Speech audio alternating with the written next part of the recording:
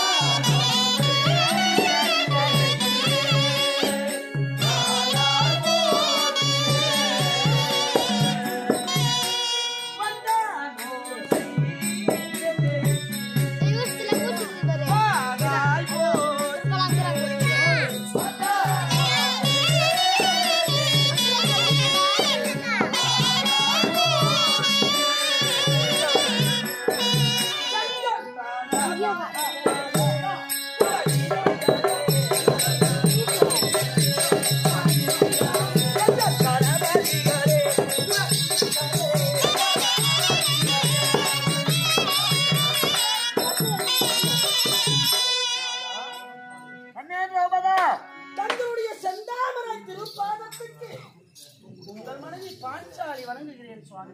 ஆசீர் ஆசீர் ஆசீர் கண்மணி. எத்தனை ஆசீர்வாதம் கொடுத்தாலும் மனதில் ஏற்பட்ட துன்பங்கள் மறைந்து விடுமா? மறையாது. ஒரு அடி அடிச்சா கூட மறந்துடுவான். நாவினால் சுட்ட புண் நாராது என்று சொல்வார்கள். எத்தனை ஆசீர்வாதம் கொடுத்தாலும் நம்மளுக்கு எப்படி வாழ்ந்து இருக்கோம்? யாருடைய கொடுமை? அருமை தம்பி துரியோன ஆளல்லவா கண்ணு கொடுமைகள்.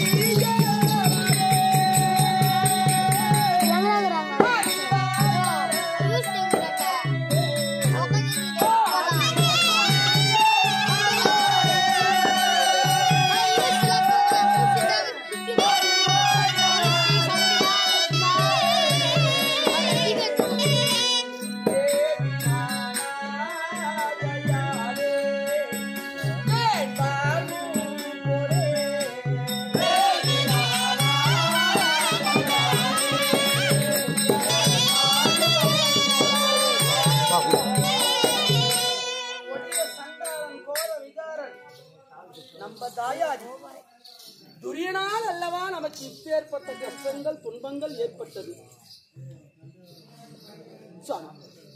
அப்படி கஷ்டங்கள் நேர்ந்தாலும் இந்த காரணத்தினால் எவ்வாறு காத்து வச்சுக்கிறது தெரியுமா? கண்ணை இமையானது எப்படி காக்கிறது அதேபோல் நாங்கள் ஐவரும் உன்னை காத்து லட்சித்து வருகின்றோம் கண்மணி. கல்லிமை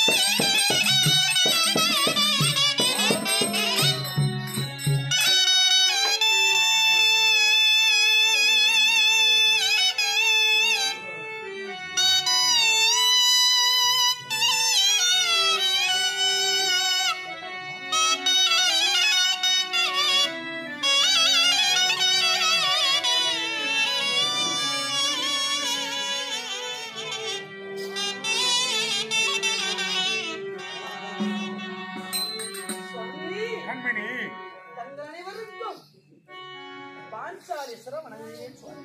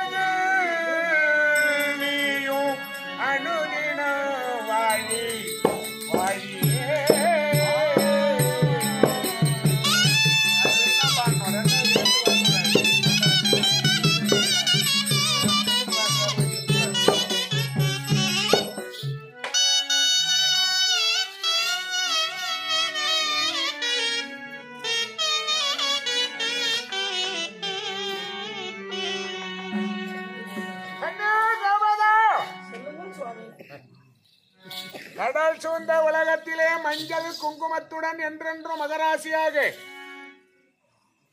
நீடுழி காலம் வாழ்ந்திருக்க வேண்டும் என வாழ்த்துகிறேன் கண்மணி. ஆண்டவன் அருள் பெற்று உங்கள் ஆசீர்வத்து பெருமையோடு வாழ்ந்திருக்கிறேன் சுவாமி. அப்படி இருந்தாலும் இது எத்தனாவது வனம்? 8வது வனம். குருமகா ரிஷி வனம். ஆமாங்க. வருடத்திற்கு ஒரு வனம். கார்க்கும் கடவுள் கண்ணன் அருளால் 7 வருடங்களை 7 நாட்களாக கழித்து விட்டோம்.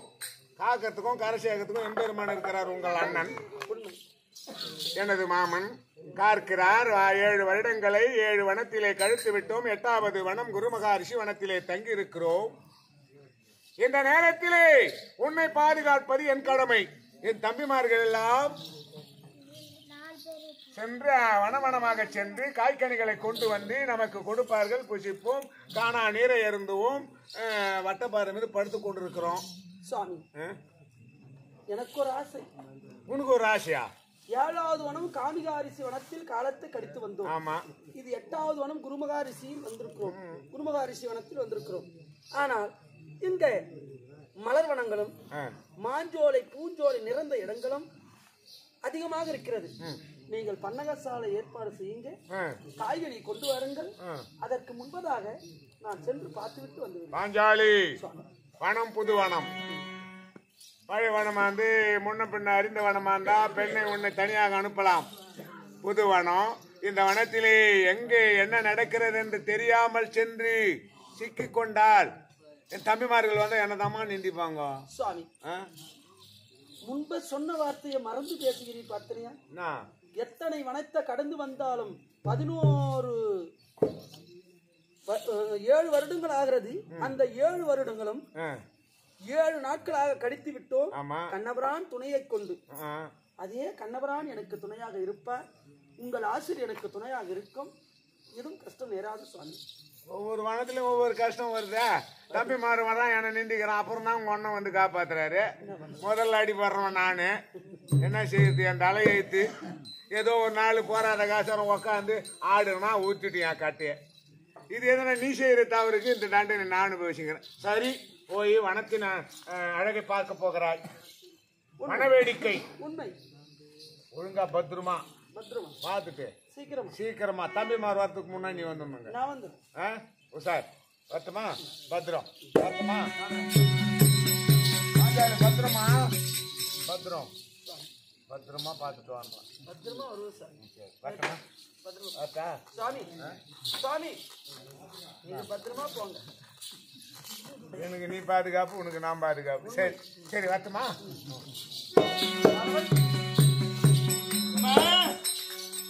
இந்த வனத்தை சுத்தி பார்க்க வேண்டிய வனக்கருத்து. ஆமா, சுத்தி பார்க்கலாமா? போலாமா? போலாமா? வாங்க. இந்த வன பூமி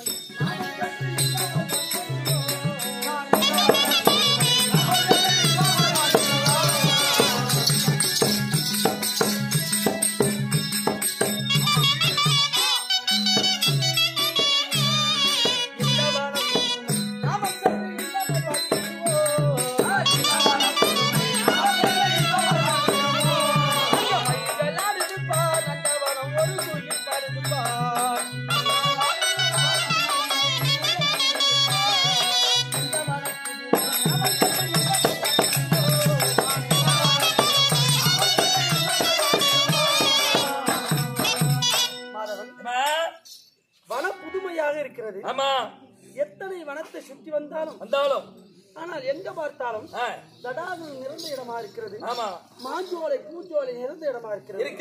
மனது சந்தோஷமா இருக்குமா? கஷ்டம் தெரியல. ஏன்னா நாட்டுல இருக்கிறத விட காட்டிலே வாழ்ந்துடலாம். காட்டுல எத்தனை ஜீவசந்துகள் வந்து ஒற்றுமையா வாழ தெரியுமா? சிங்கத்தை படைப்பதும் இறைவன் தான்.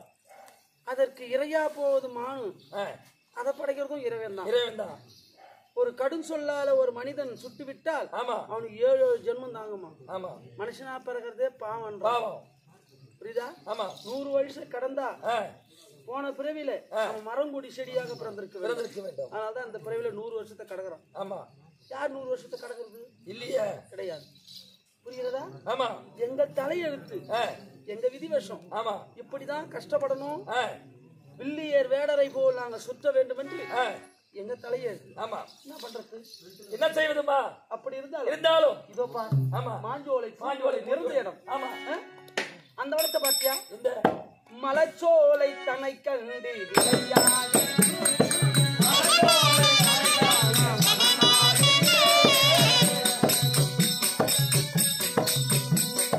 மலைச்சோலை தன்னை கண்டு விளையாடி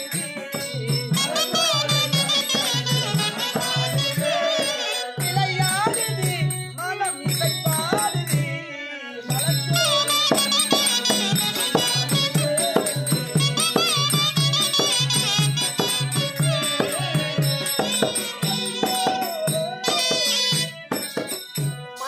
மலர்கள் சூரியனுடைய வெப்பம் பட்டு அது ஒன்றோடு ஒன்று உராய்ந்து பெருமையாக விளையாடு. என்ன? அதோ குயில்கள் ரிங்காரம் பாடுகிறது. அப்படி இருந்தாலும் இந்த வனங்கள்லாம் எப்படி இருக்கிறது? இந்த மலைச்சோலை எல்லாம் எப்படி இருக்குது? ரொம்ப பிரமாதமா இருக்குமா? பிரமாதமாக எல்லாமே இருக்குதுமா. சரி, குறை என்பதில்லை. எத்தனை வனங்கள் சுற்றி வந்தாலும் தேகத்துக்கு சலிப்பென்று இருக்காது. ஏன்? பகவான் கண்ணபிரான் இருக்கிறார். அது ஒரு ஆறு ஒன்று போகிறது. அந்த ஆறு அறியாமல் நின்று ஜலத்தை அறிந்துவிட்டு பிறகு போகலாமா?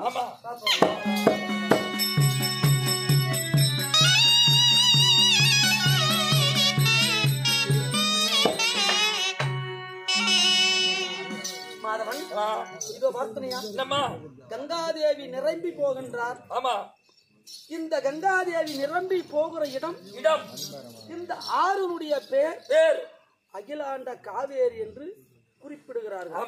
சான்றோர்கள் வார்த்தை, நம்ம வார்த்தை கிடையாது. சான்றோர்கள் என்ன செய்கிறார்களோ அதை செய்கிறோம். சிற்றறிவற்றது நம்மளால செய்கிறோம். ஆமா, புரிகிறதா? எல்லாத்துக்கும் பெரியவர் யார்? யார்? உலகத்துக்கே பெரியவர். பெரியவர். எல்லாத்துக்கும் பெரியவர் பெரியவர் குருதான். குருதான். எல்லாம் விநாயகர் பெருமாள் இல்ல, நம்ம கற்றுக் கொடுக்குற குரு தான் எல்லாத்துக்கும் பெரியவர். பெரியவர் என்ன? கடவுள் தெய்வம். தெய்வம் பெற்றெடுத்த தாய் தாய் தந்தை தந்தை அவர் தான் கடவுள் தெய்வம். மற்ற தெய்வம் அப்புறம் தான். ஆமா, புரியுதா? குரு அப்படி இருந்தாலும் இந்த அகிலாண்ட காவேரியில் என்ன நிரம்பி ஜலம் ஓடுகிறது பார்த்தீங்கன்னா பெருமையாக இருக்கிறது. எப்படி இருக்குது? எப்படி? அருமையாக பெருமையாக பார்த்தீங்கன்னா நம்ம அது ஒரு ஜலம் ஓடி வருகிறது. என்னை பார்த்தே வருகிறதை போல் தெரிகிறது.